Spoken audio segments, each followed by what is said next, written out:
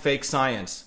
And the problem is that the academics at MIT, Harvard, Stanford, Yale, they're all prostitutes. They've all been sold out, and they won't even speak up on behalf of the American people. What's really good, though, is there are some medical doctors, surgeons, medical professionals. With the constant videos I've been doing, I've been getting thousands of calls over the last 2 days, and it's been enormously gratifying. People from all over the country saying, Dr. Shiva, thank you so much for educating us. But one of the important things we need to understand is that in this country, the academic establishment has completely sold you and me out. They don't give a damn about anyone except their grant money and maintaining their tenured positions. That's why it's reprehensible. Not one of them has called out Fauci. And why is that?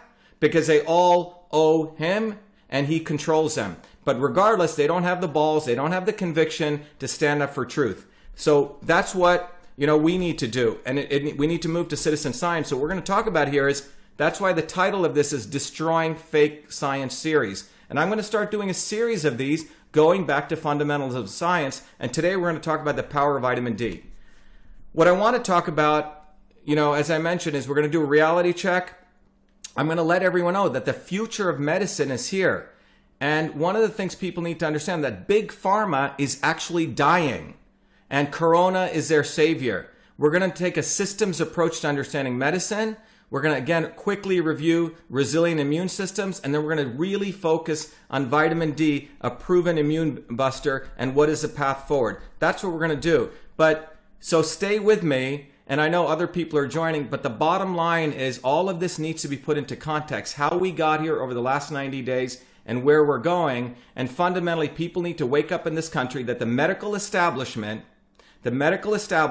needs to be completely destroyed. They're destroying the health of our children, our youth, our future, our adults. And that's what this should show us, that we do need a state of emergency. And the state of emergency and the people who need to be quarantined are the medical establishment. That's what we need. That's what I hope you realize out of today's lecture. And I hope you enjoy it, because I sure am going to. All right? So let's go here. So let's start here. So I want to give you a little bit of context. Some of you may know on January 6th and January 13th of 2020, I was one of the activists, a scientist activist, who went down to New Jersey and to give a scientific position, and we really got everyone excited. I was the one who said, look, if you want to fight the medical establishment, you really need to build a grassroots movement. The misleaders of this movement, who were the legislative pieces from Bobby Kennedy to talking heads like Del Bigtree, they used to fly in, but they never wanted an uncontrolled movement from bottoms up. So one of the important things that took place on January 6th and January 13th was that there was a uncontrollable movement that came from bottoms up. And I want to just let everyone know I was proud to really support that movement, grassroots, and I give a very different direction versus trying to say that we should, pussyfoot around and suck up to the legislators. And what you can see, just look at the timing, January 6th and January 13th. What you see here is on January 13th, 2020 is about the time when the coronavirus comes out. Okay, quite extraordinary. Look at the timing here, and we see these cases, but this is when the New Jersey events take place. Let's look at a little bit closer what occurred on January 13th. Look what happened here.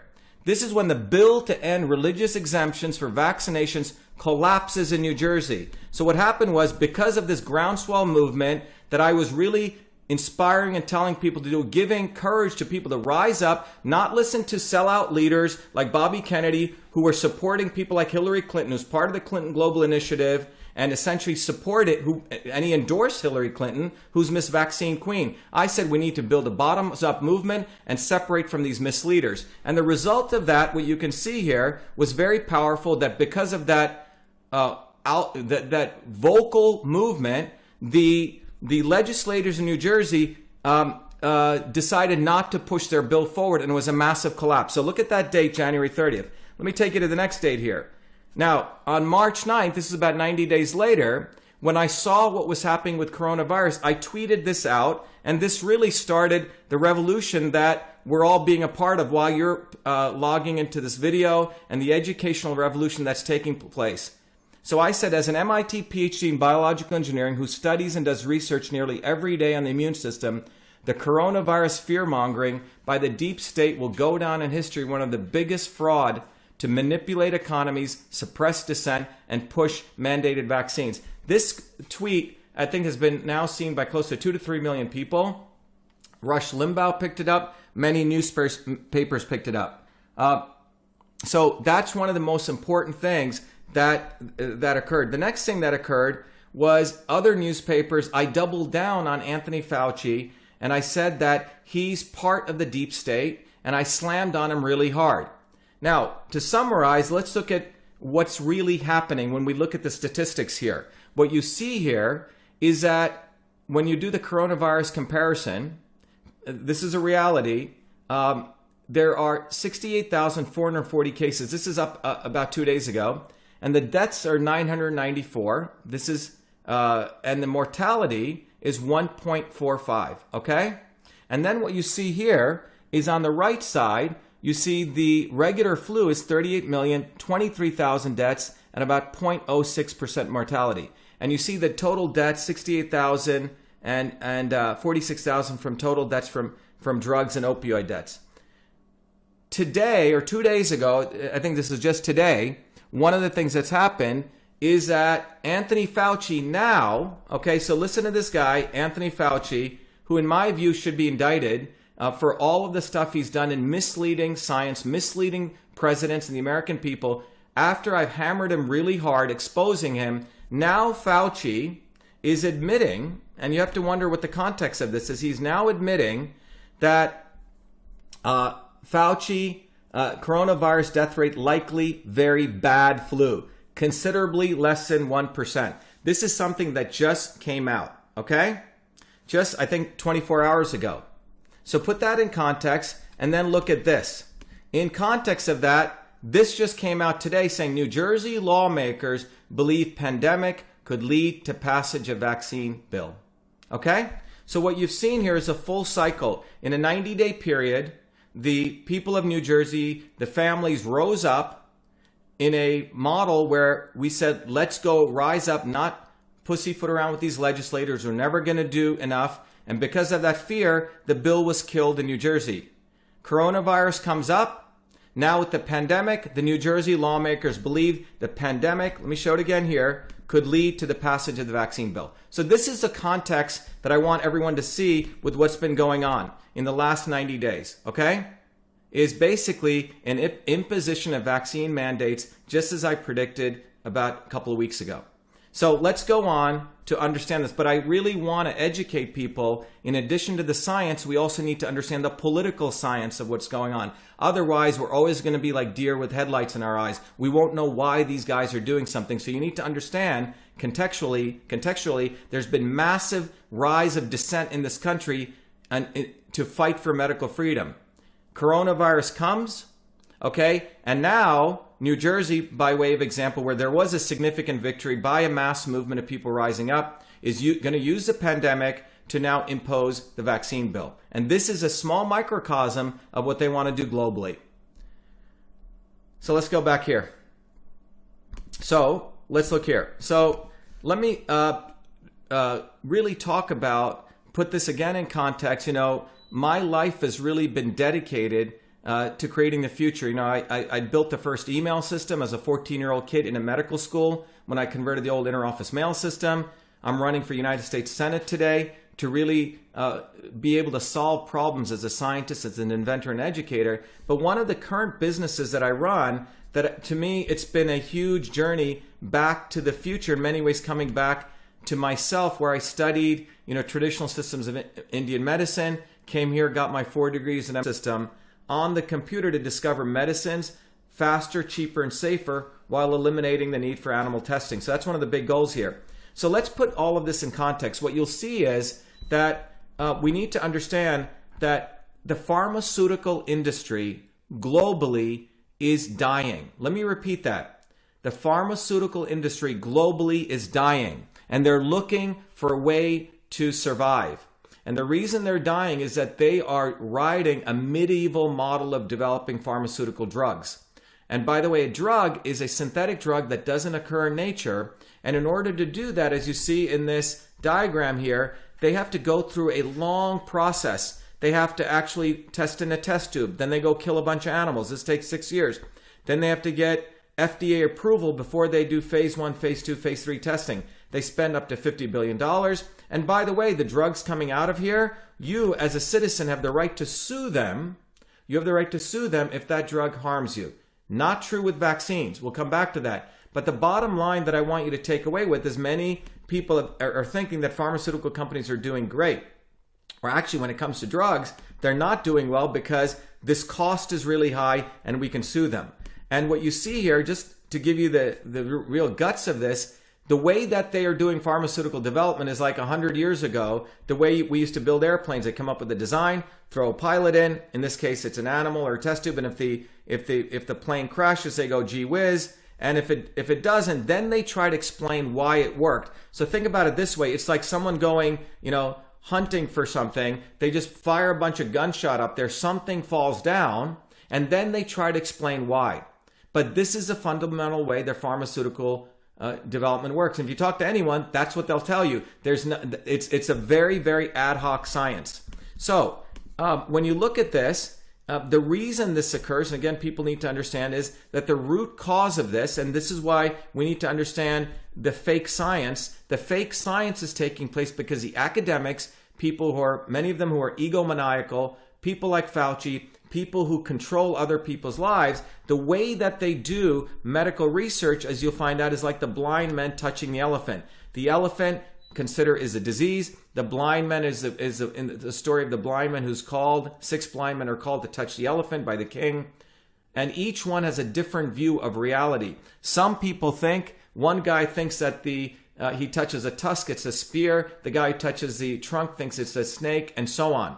And so, by and large, these guys, this is what, if they were ever to work together, they'd have an understanding of the elephant that looks nothing like the elephant. And if you really go deeper into what they're doing, their root cause for failure is because they really want power, profit, and control. And these are really the 6 elements on how they operate. And you need to understand this. One is they're insiders. It's a cabal of a finite set of people. You're in the cabal or you're not. Very secretive and siloed. They work in their little silos. Reductionist, this means they look at the parts. They don't look at the whole. They assume one size fits all, one medicine for everyone. And it's highly centralized. A few set of people are dictating it, a guy like Fauci, and a lot of censorship. What I mean by this is when you look at these 6 phenomenon, it's total control. It's not decentralized. It's really not a methodology to really have science, which is bottoms up, open freedom of speech, academic freedom. It's scientific consensus versus scientific debate, okay? Versus scientific method. So that's what you fundamentally have going on in the modern scientific community. And this is their result. When I say pharma is failing, year over year, they're putting more and more into R&D. And guess what? They're finding less and less new drugs, or less and less new drugs are even being allowed by the FDA. If you think the FDA is bad, they are not even allowing many of these drugs to go to market because of the safety issues, because of the side effects. And remember, the stuff that does come out, you have the right to sue them, unlike vaccines. But what you see here is the utter failure of pharma. They are failing big time. So this is something we need to understand. They are absolutely failing. So what are they going to do? Okay, what is their solution? And herein lies what we can understand of what's going on with the coronavirus. This is probably one of the most important things we need to understand on the background as we talk about why they are not promoting something so simple, so cost-effective, so safe as vitamin D. What is their solution? Why isn't Fauci, why isn't he or any of the CDC telling people, hey, let's give everyone vitamin A tests for our frontline medical workers, for our immunocompromised, for our elderly? What about vitamin D tests? Why aren't they doing that? What is their solution? So let's look at their solution. What is their solution before we go to our solution? This is their solution, okay?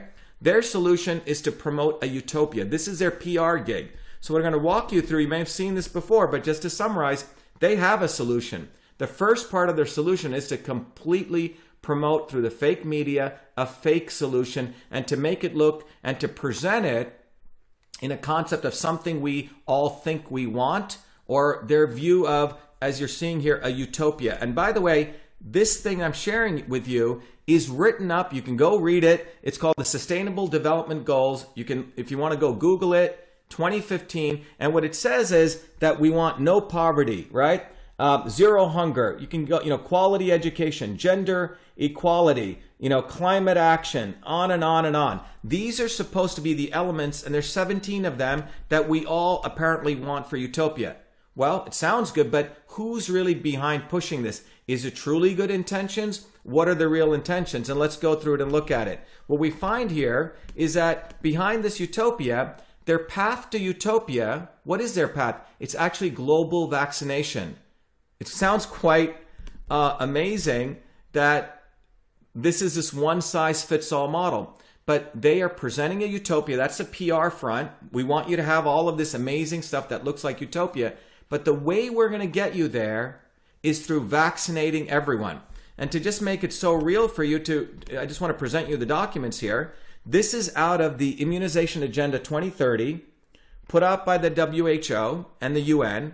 And what it says is, if you actually read it, the first page of it says, a world where everyone, everywhere, at every age, fully benefits from vaccines for good health. And it ends with saying to leave no one behind. So I just want people to look at that, to leave no one behind. This is their path to utopia. And if you read their sustainable goals, these are each of the goals. It says immunization is a key. So immunization is a key to protect people from being forced out of poverty. Immunization is a key to a productive workforce. Immunization is a key to the marginalized. Immunization is a key in this analysis for achieving utopia. So let me repeat again. They've set up a utopia, and then the way we're going to get there is through vaccines and immunization, okay?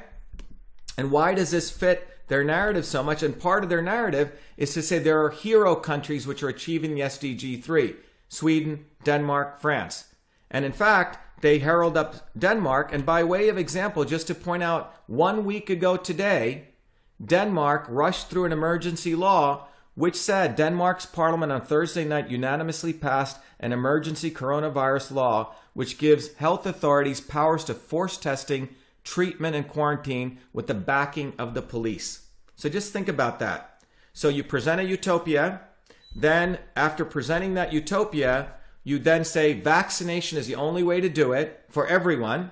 And by the way, I'm not pro or anti-vax. It's a spectrum. All of us should be allowed freedom to decide what's right for us. But this says global vaccination. And if you can see, this country, which the UN, the WHO heralds as one of the top countries, is just passed a law to give authorities to force test, treatment, and quarantine. Okay? Who's behind this? Well, you find out from this recent press release, R&D-based pharmaceutical industry, which is IFPMA. It's the International Federation of Pharmaceutical Manufacturers with WHO, which UN has been supporting this. As I shared in a previous talk, these are the executive body members of this, people from Eli Lilly, people from Shionogi, people from Roche. And you can see that they're all involved in the vaccine business. In fact, Roche got a huge surge in their stock price when it went up. And if you look at it, this is a 17% per year growth industry. So think about it. I don't think any of us are making any money off our savings account, 0% probably. But these guys are making 17% year over year. Today, it's around a $60 billion industry.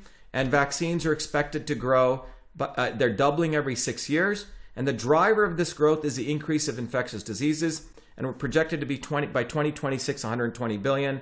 And the global HPV vaccine, for example, reached 11 billion. So what you're seeing is that this is an amazingly profitable model for them, because for an industry that's actually failing. So just to make clear, everyone should understand that pharmaceutical is under massive regulation. You can sue them, etc. Vaccines, we can't sue the vaccine manufacturers. We have to go sue them in a U.S. government court where the limitation of liability, for example, to a child if he dies is only $250,000. So think about that. So very little liability, no risk, and in fact, much less testing and rigorous testing as they have to do with pharmaceutical drugs. This is what's motivating them. It's the almighty dollar because pharma companies are flailing, okay? Vaccines are the savior of pharma companies, okay? Now, who are their saviors? Well, their saviors are, people like Chan Zuckerberg, initiative, okay? People like the Gates Foundation and people like Clinton Global Initiative. And by the way, you notice they all hang out together. And they have Fauci as their front man. Fauci has been in there, and I'll be doing another. Fauci's been in there literally for 40, 50 years. He's a guy who within the circles he's known as Emperor Fauci, but he thinks he controls the entire country right now by putting fear in, by fear mongering. But this is what you see is fundamentally going on in this country right now, that you have these set of people who we never elected, who control billions of dollars in foundation money that should frankly be tax dollars, but they essentially do tax evasion, and this guy's their front man. So what's the solution? What is the solution really for solving this? We've talked about the problem. We've probably put it in context for you. So what is the solution? And I don't want to make people feel homeless, because the reality is we have amazing solutions. We have simple solutions if we take a systems approach. So let's look at what the solution is. And obviously, I always like to give people theory. The solution really is truth, freedom, and health. We need to have freedom, open discourse, open debate. So if we want to know the whole elephant here, which is the whole disease or the whole problem, we need to start with freedom, because with freedom, we have the ability to fight, debate, and from that we get truth, and from truth we get health. And as I've covered before, these are the ways that we get to truth. Inclusivity, including as many people as possible. Transparency. Decentralization of knowledge development, which means it's not controlled by a few. Free speech. No censorship. We must take a systems approach, and any solution must be personalized. So just think about that. Inclusivity, transparency, decentralization, free speech, systems approach, and personalized. So many of you know that I'm running for U.S. Senate. And if you